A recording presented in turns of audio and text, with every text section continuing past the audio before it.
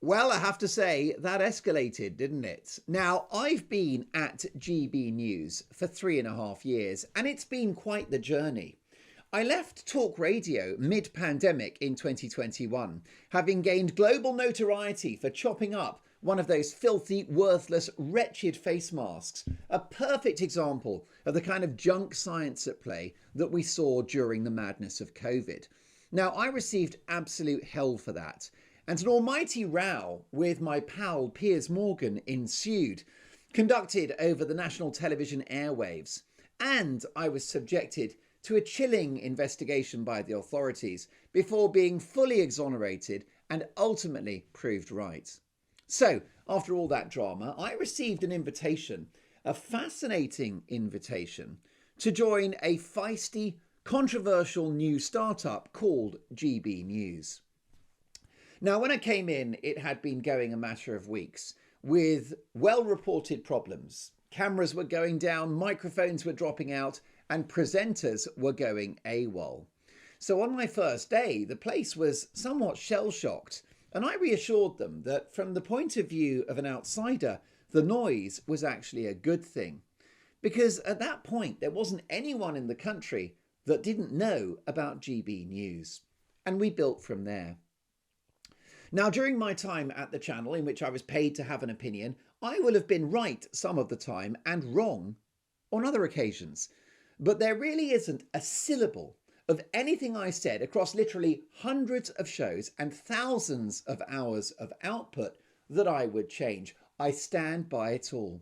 Because I'm not one of those broadcasters who licks their finger, puts it in the air, and decides which way the wind is blowing. There are plenty of those around, industry stooges, fakes and phonies, and I'll be naming and shaming in the months ahead. But I'm different. I'm me. I just say what I think. On my GB News show, Mark Dolan tonight, I was the presenter who told a guest he was talking bollocks to his face. He was. I flung vegan bacon and ketchup around the studio, making, I'll be honest, a bit of a mess. And that was to make a point about processed food. And I lit up a cigarette live on air to push back on the nanny state, breaking not just broadcasting rules, but the leasehold rules of the building in which I was broadcasting. I could have got the channel evicted, but I had a point to make, and I wanted to make it in a way that everyone would notice. That's what I'm like. It's what I do best. But I want to take things up a level now, in terms of volume of output, in terms of quality, and in terms of impact. Which is why I've decided in 2025 to launch a brand new programme on this platform called, quite simply, The Mark Dolan Show, which will be the most fearless programme I've ever made, without the censorship of Ofcom getting in the way. So here I am, Dolan 2.0, a terrifying software update. Unshackled, uncensored, unapologetic, and unlimited. And I'm going to do it with you. I won't be restricted by the constraints of a TV or radio show with 4 ad breaks an hour. No news bulletins and no management holding me back, suggesting that this time I might have gone too far. Now, let me tell you that my time at GB News was only positive. I want to thank my former bosses for a huge opportunity and a fantastic run. It is a terrific company with a great culture on air and off. In terms of my departure, well, let me just say that my numbers were outstanding, with my monologues alone clocking up tens of millions of views on digital platforms. Of course, those monologues are now exclusively for you, and they will now be punchier, edgier, naughtier, braver, and only here, only on YouTube, and only on The Mark Dolan Show. Now, on my last ever show for GB News on Sunday the 15th of December 2024, I beat Sky News comfortably with double their audience, that's right, double their audience at 10 p.m. for my Take at 10 monologue. Let me tell you that leaving GB News was not my choice. I was fired. It took minutes. But let me tell you that they did it nicely. I've received over 5,000 messages and counting from people all around the world expressing their disappointment, anger and confusion as to why this has happened, including some of the very biggest names in broadcasting and politics. Thank you so much for all of your messages.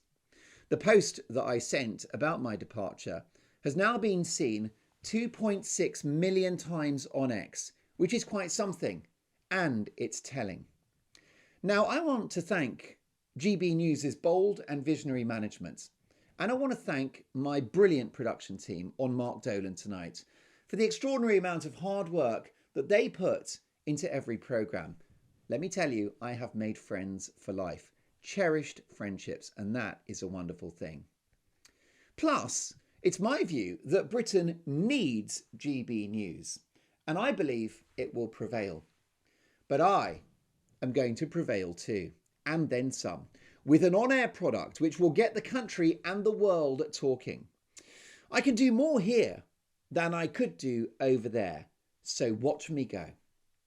I also want to thank Dan Wootton, one of Britain's foremost journalists, and a man responsible for getting me over to GB News in the first place. It's therefore awful how things worked out. There was, of course, if you remember, the deeply regrettable episode with Lawrence Fox and a female journalist. Now, Dan was suspended and I was asked to step in and present the show. As a contracted employee, I didn't have much choice in the matter. The boss calls you up, asks you to present a show, you're going to do it. Now, Dan's absence and ultimately his departure was, of course, not my decision and beyond my control.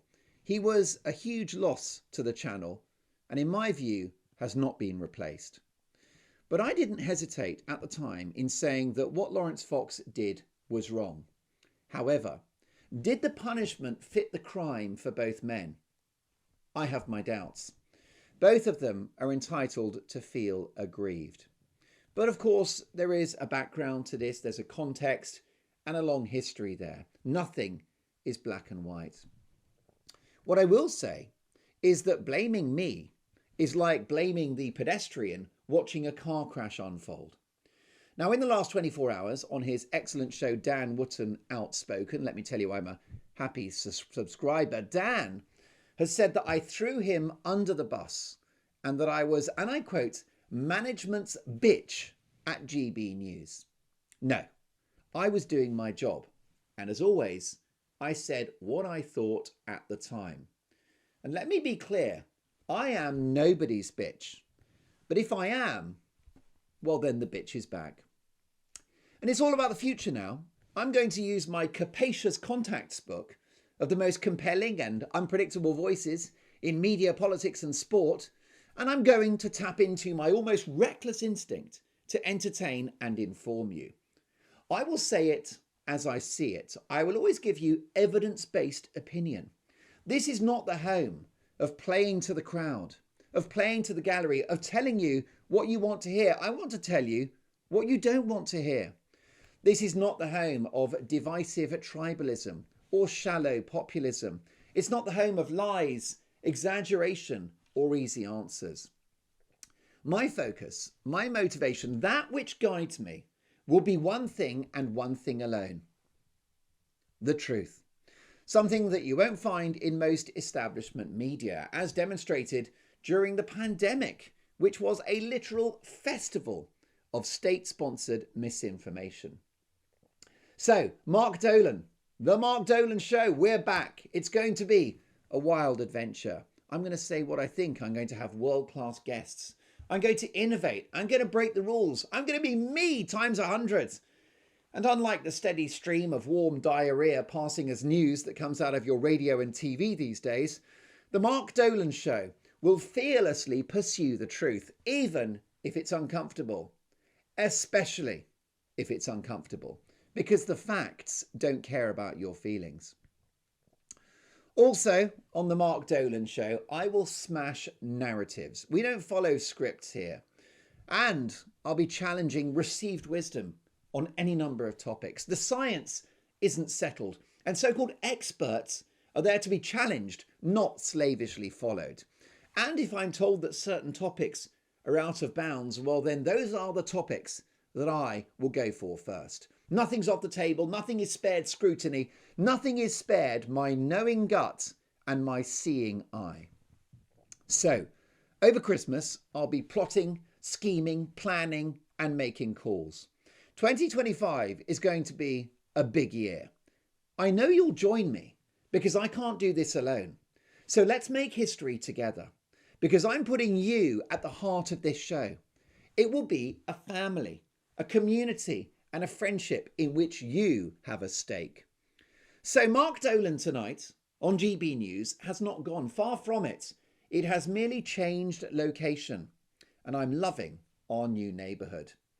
So have a great Christmas and a happy new year. And let me tell you that you need to have a well-deserved break because in January, we've got work to do.